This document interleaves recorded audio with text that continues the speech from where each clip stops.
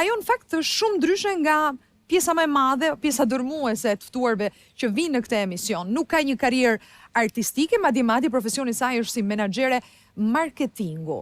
Në fakt u bë shumë e famshme rreth 3 vite më parë kur mori pjesë në përputhen 40+. Dhe që nga ai moment është ftuar në dhjetra panele, ka dhënë mendimet e saj vazhdimisht për ngjarje apo situata të ndryshme, tema të ndryshme. Por thuaj se asnjëherë nuk e ka rrëfyer nga fillimi deri në fund, nga vegjëlia deri më sot jetën e saj. Kështu që tham ta ftojmë në Se luan topi. Mirëprisni Stella Nikolla.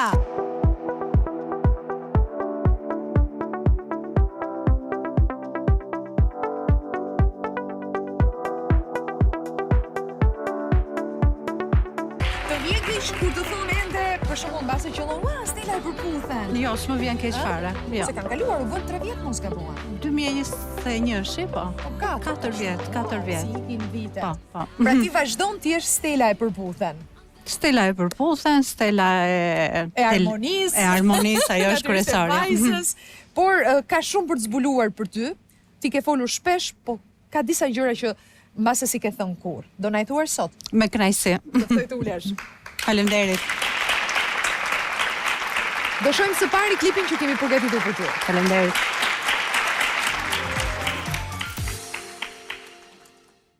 Stella Nikolla, ish konkurrentja e përputhen plus 40 është një personazh që nuk kalon kurrë pa u vënë re. Për të, dashuria nuk njeh mosh. Më jepte disa sinjale që unë kisha kohë që nuk kishin zgjuar këto ndjenja. Një grua e fortë, guximtare, me një shpirt të lirë e cila jeton çdo ditë sikur të ishte e fundit. Kam patur eksperjenca të bukura, kam patur dhe eksperienca jo të mira. Jeta nuk është treguar shumë bujare me të, por gjithmonë e ka gjetur forcën për të buzëqeshur. Unë e quaj do futem gati në fazën e ferit. Sot në Se luan topi, Stella Nikolla do të hap zemrën e saj duke përcjell mesazhe të rëndësishme për jetën. Unë nuk do dorëzohem, jam e sigurt që do t'ja dal.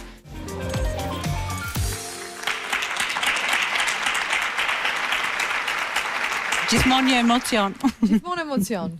Edhe pse je mësuar dhe ke dalë kaq shpesh në studio televizive. Po kur shikon këto pjesë të vjetra rikthehem edhe emocionohem. Janë gjëra të bukura. Ja të rikthehemi shumë pas në kohë. Shkojmë në vegjëlinë tënde, në fëmijërinë tënde. Ti ke lindur dhe je rritur në Vlorë, afër detit. Ju jeni 4 motra apo jo? Një familje e madhe. Dhe me sa di, fëmijëri e bukur dhe e lumtur. Ke përshkruar shpesh që për shembull babi ju blinte ëmbëlsira sa herë që merrnit ndonjë 10 në shkollë apo bënit ndonjë piknik me familjen. Gjëra shumë të bukura. Mendoj që nuk janë të veçanta. Besoj që pak a shumë të gjithi kemi përjetuar këto emocione të vegjelis, por që i kujtoj me mall. I kujtoj me mall sepse i kujtoj me mall edhe për momentin tani, duke qenë që kam vetëm një gocë, kam harmonin time dhe më kërkon shpesh që mami pse s'kam një motër, s'kam një vlla, dhe kjo më ngelet pak peng sepse duke qenë një familje madhe me 3 motrat dhe ne bashkë me mua 4, kjo është ajo si nostalgjia ime që them që do ishte mirë edhe harmonia të kishte një motër. Kurse për fëmirin time nuk kam që të them. Babi ka qenë oficer apo jo? Po. Ishte pak i rep, natyrë kështu. Po.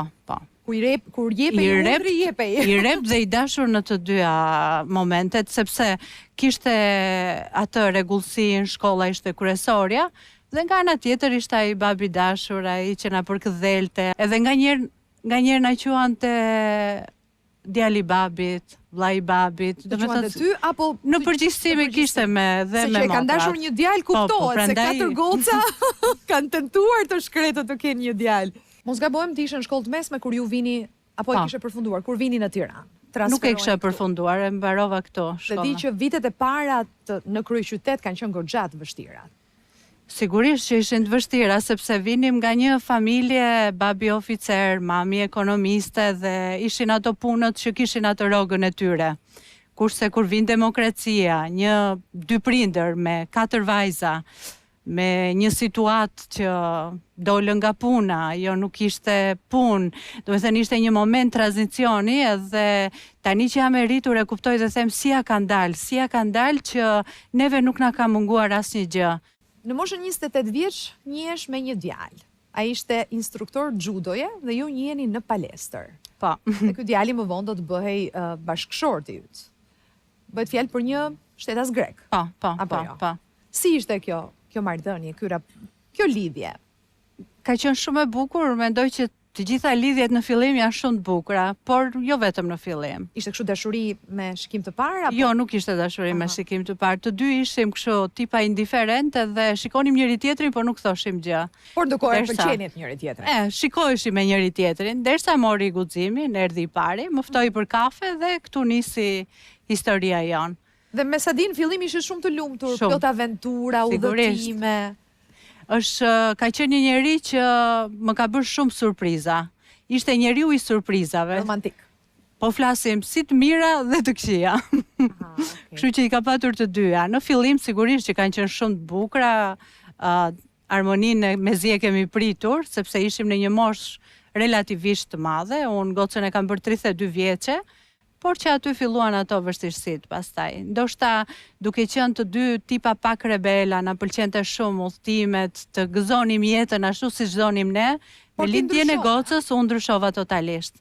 U bëra pak ajo, jo vetëm atëherë, jam dhe tani në fakt, u fokusova te goca dhe jo sepse unë harrova bashkëshortin ose familjen, por që ai nuk arritën ta kuptonte këtë gjë.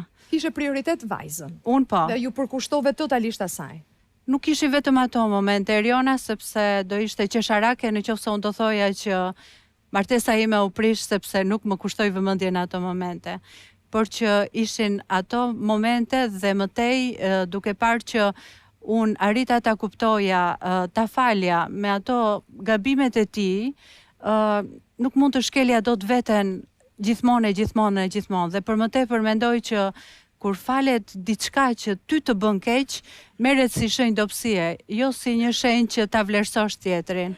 Po kur thua e falja, çfarë falje, nëse mund të pyes? Tradhtin. Tradhtin. Pra ndodhi disa herë. Po, ndodhi disa herë, herën e parë u mundova ta falja sepse familja është më e rëndësishme, mendova i vura fajin veten si çdo grua. Mendova që ishte ti që i kishe lënë pas dore dhe ai gjeti diku. Po, sigurisht, mendova shumë gjëra dhe thash që jeta jon ka ndryshuar, edhe unë duhet të ndryshoj, duhet të fokusohemi më shumë te njëri tjetri dhe kjo gjë u bë. Por që unë e them gjithmonë edhe kur flas me motrat e mia, në fakt i them që ai vazhdon akoma të më doj, po sipas mënyrës së tij. Dhe kjo ishte mënyra e tij. Do me thënë, ishte një tip rebel, kishte qef aventurat,